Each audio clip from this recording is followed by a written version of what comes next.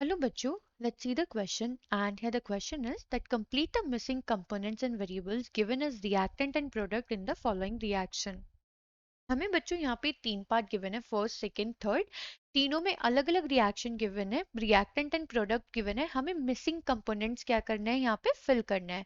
तो चलिए बच्चों करते हैं हर एक क्वेश्चन को। सबसे पहले यहाँ पे देखेंगे हम की कॉन्सेप्ट फॉर दिस क्वेश्चन। की कॉन्सेप्ट में बच्चों हम क्या करेंगे, हम तीनों ही पार्ट्स को एक एक करके सॉल्व करेंगे। तो सबसे पहले करते हैं फर्स्ट पार्ट को, जिसमें हमें गिवन है BaCl2 plus x and that is converting into BaSO4 और यहाँ पे हमें डाउनवर्ड साइड में ये एरो गिवन है। तो इसका मतलब बच्चों क्या है कि बेरियम क्लोराइड जो है वो रिएक्ट कर रहा है एक्स कंपोनेंट के साथ एंड फॉर्म कर रहा है क्या यहाँ पे बेरियम सल्फेट एंड एरो। तो इसका मतलब बच्चों क्या है कि ये जो हमारा बेरियम सल्फेट है, this barium sulphate is actually a precipitate. और बच्चों इस प्रेसिपिटेट का कलर क्या होता है, that is white in colour. ठीक है। अगर हम यहाँ पे देखें बच्चों, जो ये हमारा बेरियम सल्फेट है, बेरियम सल्फेट हमारे दो आयन से मिलके बना होता है, एक तो बेरियम आयन और एक सल्फेट आयन।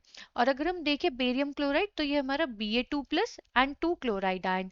यानी कि बच्चों हमारा एक्स कंपोनेंट कोई ऐसा कंपोनेंट होना चाहिए जिसमें कि सल्फेट आयन भी हो, जिससे बेरियम उसके साथ क्या कर जाए, कंबाइन कर जाए। ठीक है। तो यहाँ पे बच्चों हम कोई भी एक ऐसा सॉल्ट यूज कर सकते हैं जिसमें सल्फेट प्रेजेंट हो। तो हम यहाँ पे यूज कर रहे हैं बच्चों सोडियम सल्फेट।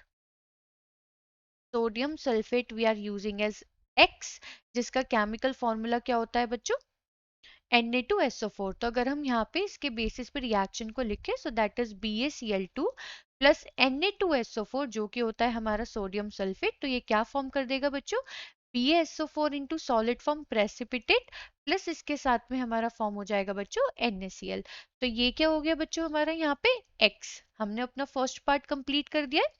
अब बात करते हैं बच्चों सेकेंड पार्ट की। सेकेंड पार्ट में हमें गिवन है that copper plus AgNO3 and ये चेंज हो रहा है बच्चों कॉपर नाइट्रेट में CuNO3 whole twice plus Y हमें यहाँ पे बताना है।